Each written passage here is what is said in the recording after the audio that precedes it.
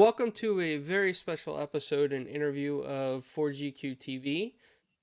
Today we have a very, very special guest, Ryan Penagos. Hopefully I pronounced that correctly. Did I say that No, right? you failed. Oh no. Down 0-1. No, it's all Uh, good. Most people do that. My sister actually says Penagos, but I go by Penagos. How's it okay. going? Penagos. Yeah. Nice, nice. It's good to know that because I couldn't pronounce it, so I apologize in advance All for good. that. First I want to thank you for spending your time with us and hanging out with us today. It's greatly appreciated. Um, and on the panel with us, real quick, I'll introduce everybody. I'm sure that you've met Paris and talked to Paris before. Yeah. And then you Everyone. have PK, who's on several podcasts with me. And then myself, Carlo. And Hello, fellas. Yes, thanks for coming. absolutely. Thank you. Yeah. Look, you guys wanted me to talk about myself and talk about Marvel. I do it a lot. I'm practiced in it. I can do this. Oh, we love Marvel Awesome. too. And we Yeah. we talk about Awesome. Marvel too. We love it. So Ryan, can you tell us a little bit about yourself? Yeah. Where do you want me to start? You let me know. I think probably the best thing is sort of let people know I am a vice president and creative executive for Marvel Entertainment and our Marvel New Media team, which means I do a lot of cool stuff. I've been at Marvel for it'll be 15 years this October. And I basically started out at Marvel as a website editor, associate editor. Before that, I was at Wizard Magazine, where I worked on the video game stuff. I worked on the price guide. I worked on independent comics. And most importantly, I was like the close contact with Marvel when I was at Wizard. That got me the gig at Marvel. And then over the last 15 years, I've done a lot of really fun stuff for Marvel, sort of jumping up and doing more and more. And now I host a bunch of shows, some podcasts, some video stuff. I get to work a lot of behind the scenes on different projects that we have. And I know a lot of secrets. Yes, yes. Was that like a natural progression for you to go from working more behind the scenes and then turn it into more of the public side of the house? How did that sort of? You know what? So at Wizard, the magazine, and I was at Toy Fair and Wizard, and like they would always throw us in the magazine in little bits and pieces, and sort of that was where I got my feet wet and sort of being a vocal part of entertainment, that kind of stuff. When I joined Marvel, the fellow who hired me, John Dokes, who's a great jazz singer. If anybody out there wants to get into some great smooth jazz, John Dokes is your man. He's got some good records out. But John hired me in 2006, and he's like, "Hey, I want you to sort of like make content for us." He didn't say it like that because we didn't really talk like that in 2006.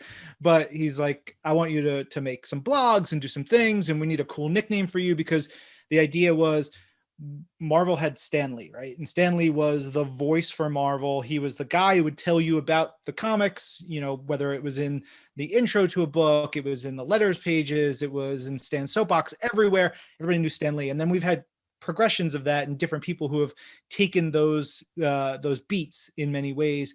We've had your man at Marvel, who's now Bill Roseman, who works on the Marvel game side, and had a ton of different ways. So he said, we want you to build some blogs and sort of create a lot of cool stuff for Marvel. We want to give you a moniker.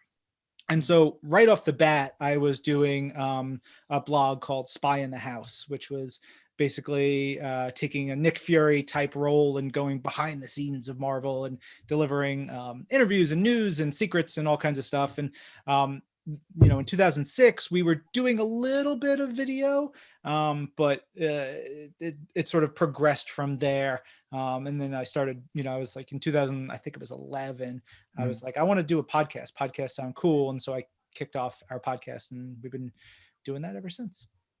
Nice. That's awesome. So you were the person responsible for when I went to comic conventions. I took the Wizard magazine and the price guide in the Wizard magazine, and I was like, okay, this is how much this is worth. So I want to buy it for this price below the value of what it's worth. And I used to try to negotiate all the time with the Wizard magazines in my hand, and oh man, it was a lot of fun. Plus, Wizard had a lot of cool mini comics in them too. Like sometimes the special editions you can get like those mini comics. So really cool to hear that you actually came up working from Wizard. I really respected that magazine. I probably still have a whole bunch of them in my garage somewhere. Hell yeah. Yeah. I remember the first issue of Wizard that I bought. Like I can clear as day remember going to the comic shop that I went to on Long Island when I was a kid and seeing Bishop, who was one of my favorite X-Men. Cool as hell, had the beautiful mullet. He had awesome powers. And Bishop, and he had the Wizard cape draped over his shoulders, and it was a Whilce Portacio cover. Like, I don't even have that issue anymore, but I close my eyes, I can see it. And I remember buying it and being like, I want that. What is that? And that was my first issue. That was number 8 of Wizard. And then I was a reader of the magazine for years and years and years. And so, you know, at the end of college, I was applying for, I think it was an assistant editor job for Toy Fair magazine, the sister magazine, which is all about toys and action figures. And I applied for it, and I was in SUNY Purchase, which is in Westchester, New York. And I get a phone call in my dorm room apartment, and they're like, "Hey, is this Ryan?" Yeah. Yeah. So you applied for a job at Toy Fair magazine. It's like, yeah, very excited. Like, you didn't get it. I did. My name's Justin. And I was like, okay. He's like, but I need a freelancer. I need somebody to write for me. Do you want to write for me? And I was like, yes, that sounds great. And so I started there. Funny, really interesting, fun story that I always enjoy is that the guy who told Justin, who Justin's now one of my closest friends, the guy who told Justin to offer me the freelance gig went on to co-create Robot Chicken and Stupid Buddy Studios and everything like that, who's also a friend of mine, Matt Sunrick. And so like, that is super cool that someone went out and like said, hey, there's a young kid who like just is getting out of college. Let's give him a shot. So fast forward a couple years, I get, I'm doing a lot of freelance for Toy Fair, and they say, hey, you've been doing good work. Do you want to apply for a job at sort of all the magazines? It was a research assistant's job. And I was like, yes, I do. So I go in my best ill-fitting suit. And mind you, I'm like 21 years old. I'm dumb as a post. Don't know anything about the real world. I was working at Blockbuster, living with like 5 friends in Brooklyn. And so I go up, and it's like a 45-minute drive north of New York City. I go up there, and it's kind of cold, but I got my suit on. I have at the time, I think I still have it, is a Venom tie. So it's like the character Venom drawn by Eric Larson, and it's got his tongue and it's all gnarly. I love it. I don't know where I got it. I'm not even like the biggest Venom fan, but I was like, I will impress them with my Venom tie. So I go in for the interview, and I bomb it. I do terrible. And it was like awful to the point where like I'm sitting in a conference room with that Wizard 8 covers on a wall. There's all these covers, and they're like, who's your favorite superhero? Do you like Venom? I'm like, yes. Like, I flop sweat. It's just like dismal. You guys, it was terrible. It was really, really bad. Then I leave, I go downstairs. They walk me out. Obviously I didn't get it. The managing editor, Joe, was like, thanks, bye, see you later. Go to my car, left the lights on. Battery's dead. To go back in, had to get them to jumpstart my car. I had to get Joe, who's a gruff, like middle-aged guy who did not like comic books at all. He was a newspaper guy, sports guy. He had to jumpstart my car. Fine. Still continue freelancing for a couple months more. They offer me another opportunity to come in for an interview. At that one, I crushed it. And the lesson I always learned was like, you got to get that bad one out of the way. You got to learn how to fail before you can like succeed, right? And so they hired me at Wizard for a price guide assistant editor. So this comes back, Carlos. A price guide assistant. And I'm like, I don't know what this job is. I've read the price guide. I know this stuff. And so I get like a crash course within a month. I'm running the price guide and sort of like figuring out how to do it. And like the sort of secret sauce behind the price guide, because you're someone who used them. And I appreciate that. And then, remind you, this is 2003. And I was there until 2006. So like the heyday of Wizard is kind of gone, but we were still doing really fun stuff. In 2003, I would every day I would call retailers. I would call stores, convention, booths, people that you would see at conventions. What's exciting, what's hot in your world, what books are people asking about, what are people looking for? It's like that. It's like looking at eBay. It was looking at different things. It was sort of being like a fortune teller in a sense of knowing what was coming up, what were the big stories. I remember DC had Infinite Crisis coming in while I was there, and they were going to bring back this like alternate reality Superman and the Golden Age Superman. And so like I had a sense that those books were going to be super hot. And so we sort of figured out that maybe those get a little spotlight. And then when we put them in the magazine, then they blew up. So, we tried to be as fair and as accurate as possible. And I think we did pretty cool with it. Absolutely. Awesome. I mean, you crushed it for sure. Wizard was a fantastic part of my comic collecting days. So yeah. thank you for contributing to that. For sure. My pleasure. If you look, if anybody out there has a Wizard in the somewhere between 140 and 170, there's they did a by the number section every issue where they would run down different things, and they would take an action figure and a picture of somebody. You can see like a young me and my face on the body of the Marvel superhero D-Man, aka Demolition Man, and it's one of my prouder moments. So you started out as a fan. What is it like for you now that you're in the position you are to kind of facilitate some of the dreams that some of the kids, like how you grew up and even now, would love to see their favorite heroes get spotlights and have stories, and how does that make you feel like you can tell the stories that how you would want when you was a kid nowadays? Like what is that like for you? I mean, it's awesome, right? I hesitate to say it's a dream job, but it's kind of a dream job to be doing fun stuff at Marvel, to play in the playgrounds that we get to play in. I'm not as much on the storytelling side for the fiction stuff so much, here and there. Once in a while I do have some of those kinds of projects, but like I don't make the comics, I don't make the movies, I don't make the TV shows.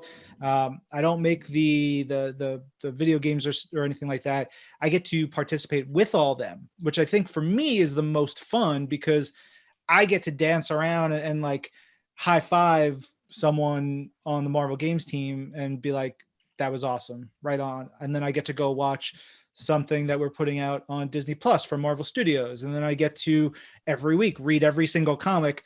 And then I get to go out and tell people what I genuinely like. And like we had one of our listeners to one of our shows recently was like, I wish you were more critical. And I was like, I get it. I totally get it. But I don't want that in my content. I don't necessarily want to be critical of something for a number of reasons. And I just want to be excited, and I want to share my excitement with people. So like we have so much going on any given week at Marvel, truly. Like there's a ton of things. I'm not going to be like, everything is great. I'm going to say, this thing is awesome. Here's why I love it. And I hope you do too. And I can share that love with someone. And I think that's the connection that I really enjoy with, like, as you mentioned, like the kids and stuff like that. And like we get notes from 11-year-olds who listen to our shows, or teens. We've met kids at conventions who watch our videos and like see me and be like, oh man, because you talked about X, Y, or Z, I started checking out this comic book, and then I saw them in this video game, and I did this and that. And like that to me is just, it's awesome. If I can share my love of all these universes with someone else, it's the best, man. Yeah. Plus, there's already too much negativity in the world. Right? There you go. Yeah. It's like, let's honestly, keep it happy. Yeah, and there's a ton of people who can be out there being critical and like giving a smart, critical eye on things, and that's just not what I want to do. I don't think I'm very good at that either. Yeah. That's awesome. I'm glad that you're able to deliver that perspective on your. When I watch your podcast or watch your shows on YouTube, it draws me in, because I listen to what you say, and it's just like, he's hyped. I'm gonna be hyped now, so I'm gonna go find out this content and purchase it, or figure out where I can watch what you're talking about. So it's always, for me, it's always good to have that sort of positive reinforcement when we're talking about all the things that are going on at Marvel. Yeah. And look, like I said, I'm not going to say everything is great and everything is perfect and everything is, and I love everything. I don't think that's fair, but I'm always going to spotlight the things that I do. Yeah. I mean, that's excellent though. If you're not your own cheerleader, who will be? So my thing is, that's awesome. I mean, if you don't believe in it, no one else will. Yeah. And that's definitely a good thing to just keep that energy moving. People gravitate to that, right? Right. Yeah. Positivity breeds positivity, and keep it going. Mm-hmm. Yeah. So I have a question for you. Since you're as much of a fan as a professional, when you were just starting out in the industry or before you got into the industry, who were some of your mentors or people that you looked up to, or maybe artists or writers, or you were like, wow, this guy is awesome? I know, like for me, for example, I looked up to Todd McFarlane back then. I looked up to Rob Liefeld, Jim Lee. But for you, who were the people that you looked up to? Yeah, I had loved art, but I'm terrible artist. So I didn't gravitate toward like looking at the artist in that way. I think more so when I was younger, I didn't really click with a lot of the writers and artists. When we were younger, we're probably all around the same age.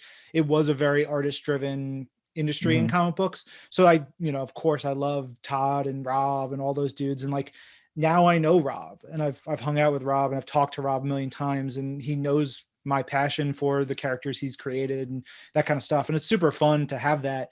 As I got older, it's more so when I've gotten into the profession that I've really had people that I've connected with on that level. There was an editor at Wizard named Andy Serwin who really, he was great. He was really good. He was such a hard ass. I will can I curse on this? I don't curse on my own content. Yeah. So it's, you'll see why. So the first meeting that we had when I was at Wizard Magazine, the first week I got a job there. It was the summer of 2003 or fall, whatever it was. And we were planning out future, a magazine. So it's 3 months ahead of time. We were looking at the plans for it. And at this time, the hottest story in comics was Batman Hush. It's Jim Lee. It was Jeff Loeb at the time. They're putting this out. It was great. It was really cool. And it was probably in the early stages of being released. So I was reading it. And in the meeting, Andy or someone else says, okay, here's the ending of the story. X, Y, Z, here's what happens. Here's who Hush is. And I was like, no! Why would you tell us? I don't want to know the ending. And he says, shut the fuck up. Everything you ever love will be spoiled for you from now on. Deal with it. Like that, finger in the face. And he's 6'6". He's super big, wide dude. And I was like, okay. And it was I needed that splash of cold water, that slap in the face to be you can still love the things that you love. For me, and understand that you're not going to have as many surprises about them. You have to find new ways to enjoy things. So Andy was really helpful back in the Wizard days. The fellow I mentioned, John Dokes, was a really great mentor, especially in my early days, and helping me foster my personality and my early career at Marvel. But the most important person for me professionally, and even up there personally, is a fellow by the name of John Cirilli, who was my boss at Marvel for many, many years. John worked at Marvel back in the 90s, and he saw all the weird craziness. He helped launch Marvel.com back then. He went and he worked at WWE. He worked at Playboy. He worked at all these different places. And he came back to Marvel a year after I started, and he was my boss. And man, I wouldn't be here without him. I wouldn't know what I was doing without him. I wouldn't have half the career I have without his guidance and with his knowledge and his sense of right and wrong and ethics and morality about what we do, and the honesty about what we do. And it goes a lot of different ways. Suffice to say, John is like one of my favorite people in the world, and he was really important to my career. He also, if anybody out there wants to go read some comics he co-wrote, he wrote some wild stuff called Ziggy Pig and Silly Seal for us at Marvel, which Nice. are back in the 40s. We used to do like secret stuff at Marvel that is out there if you want to find it. In like the 40s and 50s, we were doing anything. We were doing like with Casper the Friendly Ghost, we had like Homer the Happy Ghost. We had like cartoon bunny comics. We had all these different weird books aside from the superheroes and the monster books. And so we had characters called Ziggy Pig and Silly Seal, which were just like a cartoon pig and a cartoon seal. And John got to rebirth them a couple years ago, and anybody can go out there and read those books on Marvel Unlimited or wherever. That's awesome. Yeah, it's awesome. So, like, as we're talking about your career, what are some of the most memorable moments for you? Like, you know, things that you can, you know, make. I wouldn't say the whole, you know, whatever you can remember. That sort of like you're just like, all right, this is my, you know, I don't know if at Marvel you got your 15-year trophy, you know, it's one of those things, right? So what are some of your most memorable moments? Yeah, we're part of Disney. That's a really memorable thing, because I remember the day that the Disney acquisition was announced, and we had no idea. I got into my office at like 9:10 or whatever it was, and my phone was ringing, and I answered the phone, like literally walk in, click, pick up the phone, like, hello, and it's my mom. She's like, "Are you okay?" I'm like, "I'm fine. What's up?" She's like, "You were bought by Disney." I'm like, "Who shot who in the what now? I don't know what you're talking about." So we found out from my mom, and then it went there, and that has been pretty wild and a great ride since. Man, I wrote a story featuring some Skrulls that tied into our Secret Invasion comics from 2008. It's in like a holiday special that we put out that year. That's really memorable, just because, you know, getting to write a comic book is cool, and get it published by Marvel. And it was drawn by a friend of mine named Wando, who's just like one of the coolest, best artists in the world. You know, getting to visit movie sets is awesome, and TV show sets and that kind of stuff. And like, it's cool to talk to the people who are like in these shows and stuff like that. And they're nice and everything, but like I always like seeing the craft and like being on sets and being on the set of like Guardians of the Galaxy and watching them film and seeing how much care is put into things, or like, you know, meeting like the prop master behind Marvel Studios stuff, and like getting to hold one of the Stormbreakers that he built for the films. Like, and then he was like, "Here, you want to hold it?" Or hold Captain America's shield. It's like, this is Captain America's shield. That stuff is really cool, man. I'll be honest. I've been in some of our video games, like which is a wild thing, because I've been playing video games since I was like probably before I was reading comics. Like showing up in our Lego video games. I'm in one of our upcoming games. It's like, that stuff is wild. It's really, really cool. There's a million things. It's like, 15 years. It's been a blast. And just there's even more to come. Yeah, that's awesome. Yeah, I remember I was just watching a video with you, and you were you and one of your co-hosts were practicing with the stunt coordinators and stuff like that, and you had the little sticks and all that stuff. And I was like, wow, you know what? We just interviewed a stunt person in film a couple of weeks ago, and it was just like, oh wow, look at this. This is awesome. So yeah, it's pretty cool. Man, they're amazing. Like the stuff that they're able to do and to train and teach folks is wild. It's really cool. Yeah. No, So, I gotta. go ahead. I'm sorry. Go ahead, BK. I was just gonna ask them, you know, all these years, you know, working at Marvel, you guys to have some favorite impactful events that you can call out to. I would say, can you call out 3? That's your most top impactful events that you can say is your favorite out of the entire time you've been working there, that you've been a fan and been reading and whatnot. So events being the comic books, the storylines, events the big comic book storyline. Yeah. one would be Secret Invasion, just because, that's like 2 years into my time at Marvel. I remember being in the room. We have these things called the Marvel Comics editorial retreats, that the writers and the editors and all the creative people at Marvel will come together and they'll plan out the future of Marvel Comics. And I was lucky enough to be invited into them while I was still at Wizard. And then I've been fortunate enough to be a part of just sitting in these rooms, listening to the great minds put these ideas together for years and still, and like, it's awesome. And so Secret Invasion was one that I remember hearing it from the beginning and then seeing it come to fruition. And I thought, man, this is just like, it's really, really cool. I love Civil War, but I think Secret Invasion from the comics is like just one of my favorites. I absolutely love it. So Secret Invasion, War of the Realms, which is one from like 2 years ago. Let me see if I can show it to you. I have a War of the Realms tattoo. I was able to get Marvel to pay for me and the writer Jason Aaron to get tattoos for War of the Realms. But I feel like I've won comic books forever. I genuinely love that storyline. I love what Jason Aaron and Russell Dodderman and the rest of the team did in the Thor stories that were building up to that. So War of the Realms, Secret Invasion, man, one more during my time at Marvel, you say. Secret Wars, the Secret big Wars. Yeah, the one, the more modern one, the 2014, 2015 one. Right. The one that just came out recently, the last one. Yeah, it's like 5 or 6 years old now, something like that.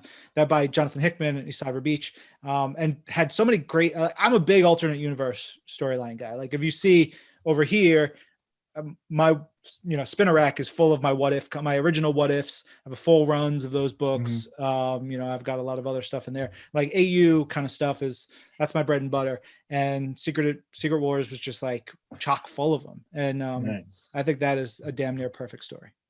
Nice. Well, Nice. I definitely wanted to hear kind of the panels, what they take on theirs too. Just real quick. Me personally, House of M, Civil War, and it's a toss-up between Avengers versus X-Men and Infinity Gauntlet. But you guys, what are you guys' top three? Go ahead, Carla. Infinity Gauntlet, I would say when Peter Parker first encountered the Venom suit, I like that story. And then I like when Carnage first appeared. Also, Maximum Carnage. Yeah, I thought that was a really cool, interesting storyline too. I was at the time I was really hoping that would blow up into something that continue on to this day, but it didn't. It did. We have Absolute Carnage. We had King in Black. We have all the Venom comics we've done over the last 4 years by Donny Cates and Ryan Stegman and Iban Coelho. Look, I'm a shill. I'm gonna tell you, go read those books. They're real good. Awesome. So is the original Carnage still around? What is his name? What was his name? I gotta think back. He dead. Cassius? Cletus Cassidy. Yes. Yes. Yeah. I would say for me, Infinity Gauntlet, because I just grew up on that, and then Secret Invasion. I love the whole scroll thing, and then there's one that's out, and that's King in Black right now. So that's growing on me. But if I had to like pick, it'd probably be like either Civil War or Secret, just similar to yours, Ryan, really. But this King in Black thing is really growing on me right now. All right, so I just want to say I was taking it just from the time that I've been at Marvel. If we're talking about, like overall, Infinity Gauntlet that's like you read. If anybody out there has never read the Silver Surfer issues that lead up to Infinity Gauntlet, it goes Silver Surfer, Thanos Quest, Infinity Gauntlet, and Jim Starlin telling this large story of the rebirth of Thanos and his like growth of power. It's really, really cool. And then Infinity Gauntlet, I remember going to a spinner rack. We're going to like a 5 and dime and picking up X-Men #3 by Jim Lee and Chris Claremont, and Infinity Gauntlet #6 when I was 10 years old. And those comics changed my life. Like, so Yeah. Infinity Gauntlet would definitely be up there for me. And then Executioner's Song, which was a Ooh. 90s X-Men song, X-Men Yes. crossover, which is my all-time favorite. Nice. Oh, that is a good one. Yeah, absolutely. Yeah, that's dope. Now, yep, I'm thinking back to that now. You know, because back then, I used to sit in my dad's pizza places. I would be bored, so what he would do is he would say, "Here's money. You can either play arcade games, which I did play the X-Men arcade game a lot, to be honest, a lot, a lot, or go down to like the local 7-Eleven and buy comics off the rack," and that's what I mostly did. And there was a ton of X-Men stuff back then. Oh man, I love X-Men. Uh, Speaking of characters, Ryan, when you think of a character, what is the first superhero from Marvel that pops in your mind, and what is the first supervillain that pops in your mind? Probably Wolverine and Modoc. Wolverine, I probably just happened because we were talking about X-Men. And so Wolverine popped in my brain. Although I think Spider-Man is probably my favorite Marvel superhero. And Modoc is the greatest character that's ever been created in all of fiction. Nice. I mean, that's canonical truth. Jack Kirby would have no You gotta add context to that, sir. You can't just make those old statements. So I've been a big fan of Modoc for a long time. He's a weird character created by Jack the King Kirby back in the day, and this is mirrored by the guys who are doing our Marvel's Modoc show for Hulu, and they're writing a Modoc comic book called Modoc Head Games right now. Modoc is like one of the most flexible characters. He can be comedic, because you look at him, he's like a giant head and a floating chair and his little arms and legs and stuff. Or he can be terrifying, and he can be menacing. He can be weird. He can be sci-fi. He can be horror. He can be action. He can be comedy. He can kind of be romance. He can be anything. He really fits into so many stories. And he's got a lot of untapped potential. And it's really cool. The current Modoc comics are really great. The show's going to be awesome. I've just been a fan, and like, I'm a fan of anything Jack created. And that one just, when I was a kid, I was like, looking at it, I was like, what is this? Why is this? I love this. And it's stuck with me ever since. Yeah, and Avengers, the Avengers game, Marvel's Avengers, beating him at the end was pretty tough. So I was like, oh wow, look at this guy. And I always thought, go ahead. I was gonna say, you get like a really great, dramatic, and sometimes empathetic story in a game like Marvel's Avengers, where you can also then watch a TV show starring the same character, and he's like over the top and voiced by Patton Oswalt, and it's wild and silly and crazy and violent and fun. Yeah, that's going to be a fun show. I can't wait. We're calling in our group. I run a Facebook group, one of the largest Marvel Facebook groups on Facebook, and we're like, this is the filler, because we got a little gap between after Falcon and Winter Soldier before Loki starts. So we're like, oh, this is going to be awesome. So we're all excited about it. Everyone in the group is like, who is this character? Well, here goes all the Marvel links, and here goes all the information about Modoc. So play the game too, because you're going to get some more information about it. So it's cool. If you ever get the chance, another one of the things I'm proudest of my time at Marvel, for a bunch of years, I helped produce, and there were a lot of amazing writers and people who worked on these shows. We did a YouTube series called Marvel Superheroes What The, and I named it after one of my favorite comics as a kid, which was called What The, which was just a humor parody magazine that we did, a parody comic, and most of them starred Modoc. And we used the Marvel Legends Modoc, and we had this amazing stop motion animator named Alex Kropanak who animated them, and I was watching a whole bunch of them. They're all up on the Marvel YouTube. You can just find them. They're called What The. There's like 70 or 100 episodes or whatever it is, and they're so dumb and they're so fun. And Modoc is a star of a lot of them because he's the best. Yes, there you go. There you go.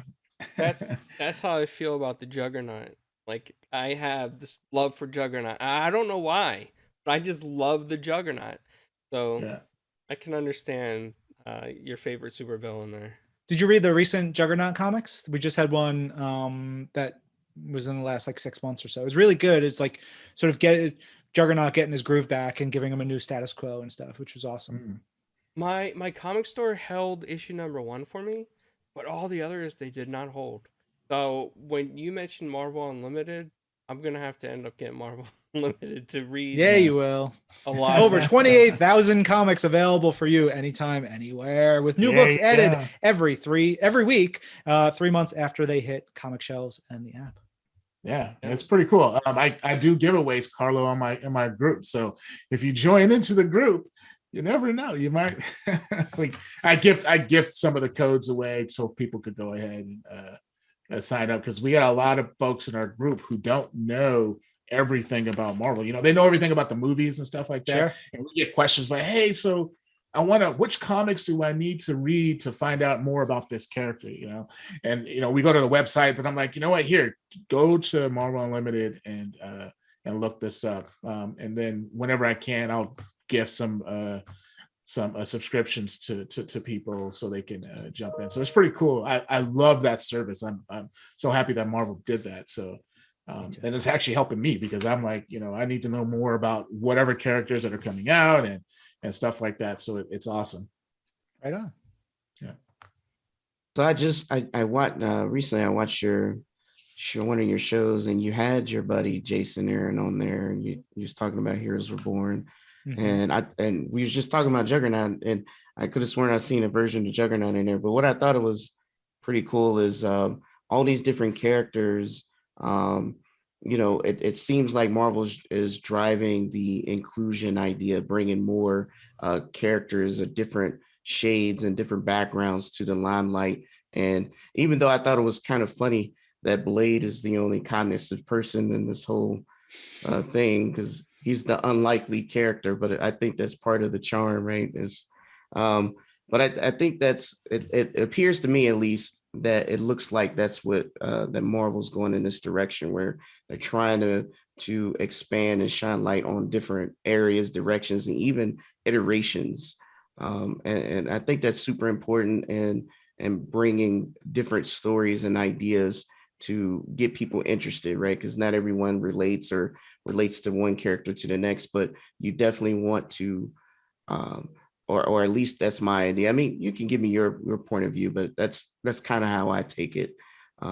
Especially looking at, I did see you guys do the tattoo, and I was like, oh, you guys was gonna do another tattoo in the future, probably, if possible. If Marvel's gonna pay for it, I'll get another tattoo. There you go. Obviously, it's super important, and we have a lot of people who are really smart and thoughtful about this stuff. Inclusion is great. I think it's normalization that is important. Right. I was talking to another one of our writers, Vida Ayala, and they really brought that thought into my head, and that the idea that, like, yes, we want to have all folks from every different race and background and creed and sexual orientation and gender see themselves in a character in one way, shape, or form, should find that character in Marvel. And that should be normal. That's like, it's not just like including people. It's just like, you look outside. Like, I live in New York City, so everyone is outside my door. My daughter is mixed race. I'm Colombian. My wife is, Eastern European and German, and like, we all different types of things. And we want to make sure that, like, everybody can see themselves in some way, shape, or form in the stories. And I think normalizing that is probably the thing that makes the most sense to me. And I think it's really important and really smart. And having the right storytellers behind those stories. Right. And I'm sure there's like efforts behind it, but it's also just like, this is what the world is. This is who we are. And Marvel's always been the world outside your window. And our windows are everybody possible out there these days. So everybody should find themselves in our stories. Yeah. And I want to say that I think that everyone at Marvel is doing a great job with that. I think you guys are doing a fantastic job. And, just from me growing up, I always felt like kind of like an outcast, at school and stuff. So I relate it well to the X-Men because to me they were outcasts in society. And I thought that was really cool. But to see how far Marvel has gone from then to now is mind blowing. And you guys are doing a great job. I mean, the X-Men has always been sort of that sort of, to me, the standard bearer of the possibilities. Like just as a fan, seeing the international aspect of that team and the multicultural and the everything about the X-Men has always been that kind of vibe. And so I think it's more omnipresent now than ever before across all of our comics and stories. So yeah, I can't take any credit for it. It's all amazing, the amazing storytellers in the different media, but I'm really happy about it. It makes me happy. And I hear from a lot of our fans, like you guys. And when I talk to folks at conventions, or I hear from, we get emails and tweets and Facebook messages, like, I know I have one listener for one of my shows who is so excited about Daredevil because she's also blind. And so knowing that there's a blind superhero means so much to her. And that's really important to keep in the back of your head if you're telling these kinds of stories, or you're shepherding along something, or you're getting, you're just telling people about them. Like, someone out there is going to find their connection to this story, this character. Let's make sure we can try to help that connection along. Yeah, Marvel now Disney. Marvel's always been a trailblazer in that, and the way that they've always stepped outside the box and have really, when you talk about pushing the envelope, what Black Panther started during the 60s, and I think one of this character beat the first family in Fantastic Four. So that and during that time, right? So those sort of things have always been really, really key, and what's really excited me about Marvel and the way that they're doing it now, with Disney and the movies and Marvel Studios and including and diversifying, it's awesome because it's giving sort of everyone a chance to be normal, right? Like you say, you're normalizing all the characters, which I think is really key to the success of that they're having right now to this day. So they're definitely trailblazing the path that even where I work at, they're following that sort of thing where we're talking about, we do a lot of diversity and inclusion. We have a lot of work to do, but it's still one of those things that it's on the forefront. And, how do we do it in games, and then how do we do it in just everyday work life with AI and stuff like that. So it's really, really, really key. And I'm just so happy that Marvel is setting that tone there. So it's cool. Yeah. How has, I know this is changing the topic a little bit, but when it comes to working right now, COVID has changed the world. So how has that impacted your job, what you do on a day-to-day basis at Marvel?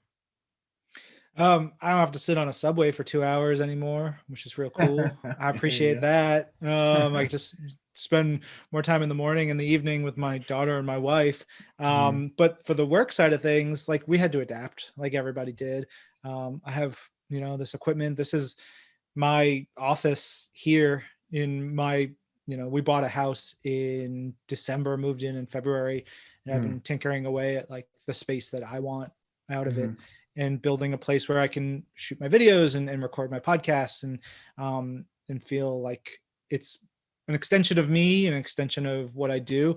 And we just have great people, great support staff who have helped all that. And it's difficult. I won't lie. Like, there's technical hurdles, and not everybody's in the same time zone, and everybody's figuring things out, and everybody's got to sort of take a breath, be a little bit more patient, a little bit more understanding, which I think is helpful. I could be a hothead at times, and I'm trying to breathe and chill out a little bit. But otherwise, I read a lot of comic books. I watch a lot of our programming. I consume a lot of things, so I can do that here. I can do that in an office. We don't have the face-to-face, right across from a desk from somebody or a table these days, but we made it work. I think it's pretty good. And, when you look at like the people who make the comic books, most of them, like the editorial team, the editors on the books were in an office together, but the writers and, Dan Slott, who is writing Fantastic Four, is in New York City, and RB Silva, who is drawing Fantastic Four, is in Brazil, I think. And then the colorist might be in Spain, and the letterer might be in New Jersey, and the cover artist could be, submitting a cover from Mexico, and the editor could be in New York, and like they figured out how to make it work. And it's pretty cool. Yeah. It's awesome. Yeah. It's definitely testing our digital strengths for sure that we can actually do this and pull it off. So yeah, it's pretty cool. I was happy to get that gigabit internet when I moved. So yeah, it's all good over here. So you said you was a gamer since you was a kid. Man. Yeah. What kind of gamer are you, and what's your favorite kind of games you like to play? All of them. I like them. I like a lot of them. So like we just moved. So I've been unearthing a lot of my old consoles and different things that I haven't had access to because they were in storage or in closets, and I just didn't have any room for them in the apartment before. But like I found my Nintendo, my original NES, and had tons of cartridges that I was pulling out. I was like, my favorite game from when I was a kid, as a old shmup called Stinger, and it was a Konami game. It was sort of like Gradius. It's part of the line of games called Parodius, which is a parody of the shooter, like side-scrolling and horizontal and vertical shooter games, where you play like a little spaceship with boxing gloves. I actually have the ships. I have one of the ships here as a tattoo because I love that game so much. And so I was playing a little Stinger, and it was just brought me a lot of joy. But like I look over there, I know that box I have to get to has my Saturn and has my Genesis 32X Sega CD in it. I know that box over there has my Super Nintendo, my Nintendo 64. There's Atari controllers over there, so an Atari's got to be around somewhere. I know over there is my PS3 and the Wii and the Wii U. I've got original Xbox 360, Xbox One in a closet over there. My Xbox One X is down here in my office next to my PS4, my PS5, and my Xbox Series X are upstairs. My Wii U, my Switch is on the floor because my daughter keeps pulling it off of the charger. I've got a Sega Nomad somewhere around here, which I'm really hoping the screen works because then I can play my Genesis games not at the attached to the console. I've got all my handhelds, so my DS, 3DS, my Neo Geo Pocket Color somewhere. I hope I still have my Game Boy because I really want to play. There's this game called like Henkai Alien, which I had since I was a kid, which is such a weird ass game. But I haven't played it in like 30 years. So I really want to play that. Yeah, I like video games, man. There you go. He answered your question. We were talking about before we started rolling. Like I played MLB The Show because thank you, Paris. The team put it on Xbox Game Pass, and I would not have touched it because I'm not a big sports guy for the most part. But put something where it's already part of my subscription, I'm going to check it out. So I made like this ugly ass player last night and like started some franchise mode, and I realized like I'm pretty good at the pitching when it's on the easiest difficulty. The hitting is a little bit tough, but I'm enjoying it so far. But like I was playing Outriders. I'm a more story-based, like single player type person for the most part. So like Outriders is a little bit of an anomaly for me, and so is the MLB. But like I love a good role-playing game. My favorite game series of all time is probably Shining Force 1, 2, and 3 on the Saturn. Yeah, the Saturn, I have the Saturn version. I also have like Panzer Dragoon Saga, and I have those in like a book somewhere.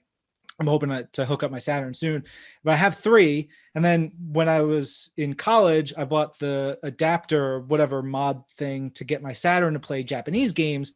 So I have the 2 Japanese versions that never came to America. Right. And I The remember other scenarios. and I Yeah.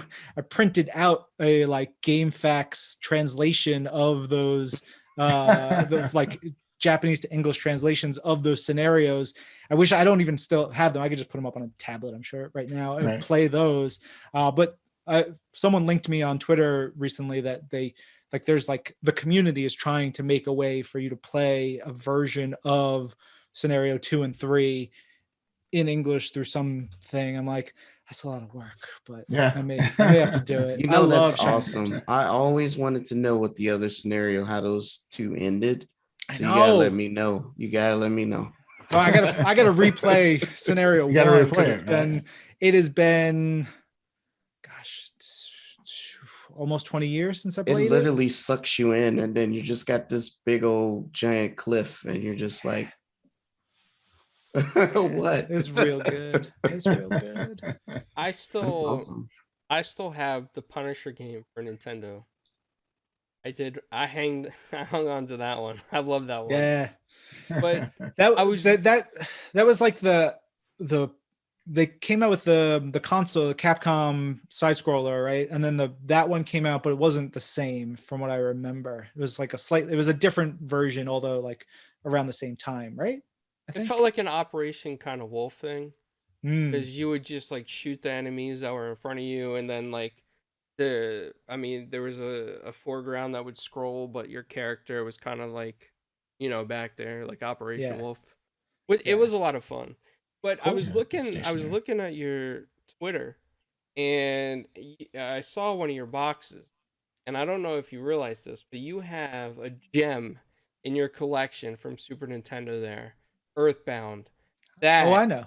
is a gem. Oh, I'm aware.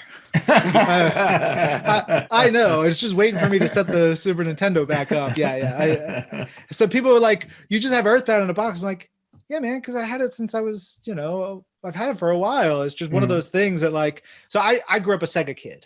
I was Nintendo, and then I didn't get Super Nintendo. I got Sega Genesis.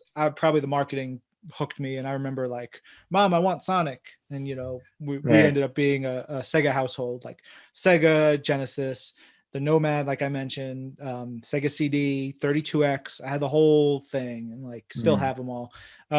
So I only got Super Nintendo later, and I bought a bunch of games. I should have bought Chrono Trigger then, when it was still like 70 or $80 as opposed to now when it's like, I've looked to try to like, should I buy that cartridge? Even though I have it on my iPad, I have it on my DS. Like, I still want the cart to play in my Super Nintendo, but I don't have that. But I know, Earthbound is rad, and I'm excited to replay that. Yeah, that's awesome. Man. There's I can't remember. Was it XMen 2 or the first XMen on Genesis? But the first X-Men is on Genesis. Yeah, I just found the poster for that came with the game that has like strategy, and like I put that off to the side somewhere because I want to put that back up. But it's like all beat up and stuff. But yeah, that game was hard as hell too. It was. Yeah. You would always die. I was like, oh my gosh, I could run through Altered Beast so easy. Like, see the Spider-Man Genesis game was my jam. That was the one that I played a ton of, and like to me as a Spider-Man fan, and that came out like 90, 91, something like that. It was like, whoa, there's the Lizard and there's Sandman, and like, at the end, Kingpin, and if you fail, Mary Jane dies, and like all kinds of stuff. Those games, the Sega CD version, that to me is like one of my favorites. It's definitely gems.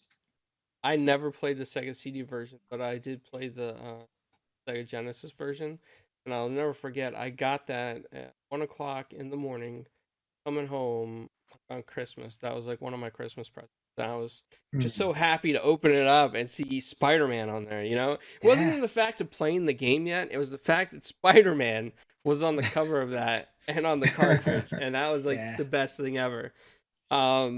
You know, Love speaking that about game. video games, is there any besides MLB the Show? What is there anything that you're working on right now that you're currently playing? So I finally got a PS5 thanks to thanks to a friend. I was on like a business trip in March and I was like waiting for a car. I'm scrolling through my phone and it's like 11 o'clock at night on the East Coast. And I see a tweet from a friend in California who's like, "Hey, I went to Target and got a PS or Best Buy. I got a PS5 today. My friends need one." And I was like, "I do." And so he ended up sending it to me, and I just had to pay for the exorbitant USPS shipping costs Right. and the price of the machine. So I finally got a PS5 just within the last month, and finally got to play Spider-Man Miles Morales. And so I just finished that. So damn good. I'm so happy. They continue to crush it. So I'm trying to figure out what to play next. Really, I've got a whole bunch of games for PS5 that I could play. I didn't really like the demo for Final Fantasy VII Remake, but they just made it free on PS5, for PlayStation. So I figured I'd give it another shot. There's the Ratchet and Clank that they just put it up to 60 frames per second on PS5. So I might give that a shot because I really liked Astro's Playroom. I'm not a big current platformer, so I figured we'll try a new platform game. It's like, nowadays we have so many games that we can play. Like, the backlog is like real. It's deep. It's so deep.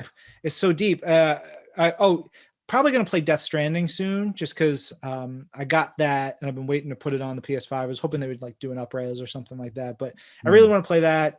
That seems real weird. Kind of up my alley. MLB.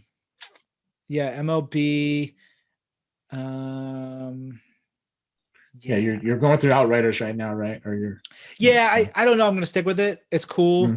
I dig it, but like I said, I generally play for story and alone, not a lot of online play. And like I think I would have more fun if I was playing online with other people, and I'm not gonna do that. I have like 1 hour to play every 3 days. right. More or less. And people get so advanced, their characters are all super hyped, and you're like just yeah. It's fun. And I gotta play through the rest of the Hawkeye stuff for Marvel's Avengers. We're in a good place. There's too much to play.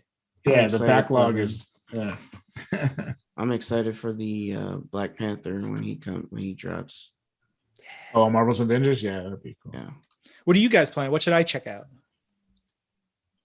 So we got different tastes. So I honestly, for me, my range is like from Persona to even all the way up to Gears.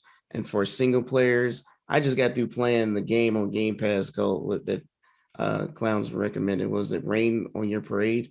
Because I thought it was so goofy and silly, and it has all these references to like The Office and what was the movie? And you basically just play a cloud and you rain on people, but there's puzzles, and it was just so silly. And I just checked it out. It was on Game Pass. It's like, why not? Let me just try this game. Yeah. And I'm like that. I'll give something silly and wacky a try. I never played before, stuff like that. Clowns, you might want to recommend something to them. Right now I'm working on Outriders. I'm hooked on the end game for Gear. Like Paris is hooked on Destiny every now and then. I'm hooked on Outriders like he's hooked on Destiny. Other than that, I gotta be honest with you, I really enjoyed Marvel's Avengers, and I just had so much fun in that story and the characters in there that I love that game. And I recommend that to everybody, even if they don't agree with me. I'm like, oh, you gotta play Marvel's Avengers. And like you said, Modoc in that is he's hilarious to me. Like he's sinister, but yet he's funny with his sarcasm. Like, it's like he just has no fear. He's not afraid of anything. What should he fear? He's Modoc. Yeah, he's Modoc. He doesn't have to You fear. know what? I just thought about something. I forgot. My favorite game of 2021 as of right now is It Takes Two. Keep hearing that. I would definitely recommend that. Yeah, but like my wife is not a gamer. My daughter is only 18 months old. It's a co-op game, right? Yes, but Yeah. trust me when I tell you, at some point, it's one of those things where she will like it. It's got that charm, man. It's something about the story and the way they implement it. Those guys did a great job, man. Yeah. I would say I, that's a winner. yeah, I've been hearing a lot about it. Folks have been telling me that, yeah, my wife is not a gamer, or their significant other, and they just started playing it, and next thing you know, now they're playing it together a lot more. They use it now as a time to sort of catch up, during all this busy times that they have. So I'm like, wow, I need to try it. Get my wife on it because I've heard great things, just to even introduce it to her, just to see if she likes it. So that's a great call out, PK. Yeah, I may Yeah. have to do that. Like I say, my wife's not a gamer, but the only game she has ever really played is Diablo 2. And then we played Diablo 3 together on Xbox. And so I told her the other week, I was like, Diablo 2 is getting like a remaster and it's going to be released. Her eyes went like this, and she was all excited. So maybe I get her to play this. Yeah, and not to spoil it, but there is a stage that is similar to Diablo in the game. And one other game, definitely, since you have your series, is the medium, since it is single player and you like story. That's one you should definitely hop on for sure. Cool. Nice. Oh, I'm sorry, Paris. Go ahead. Yeah, I was going to say we're probably running on time, so I just wanted to ask just like a two sort of spitball questions. One, who are your your favorite Marvel characters is in Spider-Man, of course, but in the MCU, who are your favorite characters, and then what's your favorite MCU movie? Maybe your top. Well, yeah. Just one because they're all really good. But what's your favorite MCU movie, and then who's your favorite MCU character? Man, that's tough. Yeah, it's tough. It's tough. Without getting you in trouble, but or making anyone mad, right? Nobody gets mad because these we have to be honest about things. I don't know. My instant brain reaction goes back to Guardians of the Galaxy. I was an only kid raised by a single mom, and so like the heart of that story and the connections that Peter has with his mom, and like those two threads, I thought there's such beautiful moments in that movie, and it's so funny, and it's kind of perfect to me. I really, really love the first Guardians of the Galaxy. I mean, I love them both. Those that might be my favorite. I always kind of come back to that. But it really could depend on any given day of like, oh man, I'm really in the mood for, Infinity War or Endgame, Right. Yeah.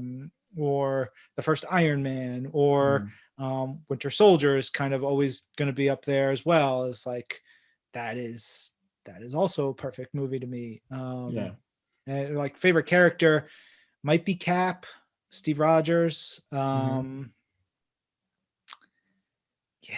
it's real tough. It's real tough. It is tough. It is tough. Yeah, I love the depiction of Thanos. I love Loki. I think Thor is really a strong character and like wonderfully explored throughout the movies. Yeah, Ragnarok is up there as like a favorite. It's hard. It's real hard, man. It's really hard. Yeah. No, that's what I was expecting to hear, because it's hard for me, and I'm like, even though I know Iron Man is like my favorite character when I read a comic book, but when I talk about the movies, it's like, oh my gosh, I love Iron Man, but Thor, oh my gosh, what they did with his arc.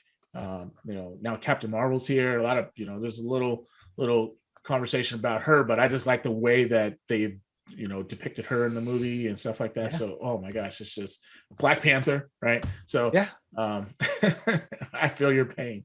Yeah, thanks. So what I know we had time, but we definitely need to hear about your shows and where people can find you and all that good stuff. What's going on over there? Yeah. So for the last almost 10 years, I've been doing a show called This Week in Marvel. We're about to hit episode 500 within the next like 5 weeks. We've never missed a week. Truly, we have put out an episode every week, even during Hurricane Sandy or the holidays. It has been sort of an important flag in the ground for me, and the team's been really good as we've evolved. And it's good. We just talk about what we're excited about every week. So it's movies, games, TVs, comics, whatever. We give you the news, but we tell you why we're excited. Every episode we have a different guest on. I just had on one of the guys from the show, Letterkenny, talking about, that show, which is hilarious. If you haven't seen it, it's on Hulu. It's real good. We ended up talking about like Dragon Ball and Marvel and different things. And so with that, we have a bunch of guests coming from Marvel Studios, The Falcon and the Winter Soldier, going to be on the show real soon. Nice. And lots and lots of stuff. I remember we've had Tom Hiddleston on a couple times over the years, and talking to him as he's boarding a plane, and we're doing this or that. We've had lots of folks on the show. So 500 episodes, you find it wherever you get your podcasts. Although if you have Sirius XM, we are on Sirius XM, and we are a day early, along with all the other Marvel podcasts, including my show, Marvel's Pull List, which is every week we tell you about every single Marvel comic that is released. I read every one of them. We give a couple of our favorite picks, and we tell you what else is happening, characters that are showing up, what's cool, what we're excited about. We also have a guest come on every week, and we do a reading club where the guest picks a book that is available on Marvel Unlimited, and we talk about it, awesome. Which can be really cool. We just talked to Adam Kubert, who is the artist of Wolverine right now. He's been a friend of mine for a while, and he talked about the XMen comics that he was drawing, the Wolverine comics in like 1993, right before Age of Apocalypse. And we were talking about a book that is really, really good. And he had the original art, and on the chat, he pulls it out of his drawer. And this is 25-year-old art. And it's beautiful, pristine, and really cool, like the original pages. We have a lot of fun with that show too. And that's got tons of guests from everywhere, whether they're Marvel or just talking about Marvel. So those are my two main shows, available wherever you get your podcasts or on Sirius XM. And you can find me at Agent M on Twitter or Instagram. Awesome. And real quick, just to do outros for the rest of the panel. Paris, where can we find you? You can find me on Twitter at plock77. You can find me on Facebook. Well, you can find my group on Facebook, the Marvel Cinematic Universe, the largest Facebook group on Facebook, over 550,000 members and growing. That's where you can find me at. And PK? Yeah, definitely. I just want to thank our guests for coming on and definitely giving us some exciting stories. We always love to have those and kind of relive your steps as you go through your journey. And we are watching as you go through your journey going forward. But you definitely can find me here at 4GQ TV, and definitely every Thursday, every Friday, GRG, and on Twitter at PKX Live. Awesome. And everyone out there that's listening later on through podcast feeds or on YouTube, you can find me on 4GQTV or on Twitter at Italian Clowns. And Brian, I just want to thank you again for coming on the show and sharing your experience, your love of comics and film and TV and video games is just phenomenal. I mean, we could sit here all day and talk about video games. That's how we are. But look, I didn't even bring up Dragon Ball much, or I didn't even talk about Godzilla. I've got 5 Godzilla tattoos. You guys, if you ever want to do just a Godzilla episode, I'll come. There we go. Yes, yes. Well, thank you very much for hanging out with us, and to everybody else out there, talk to you guys later. Yep. Awesome. Have a good day. Peace. Thanks, guys.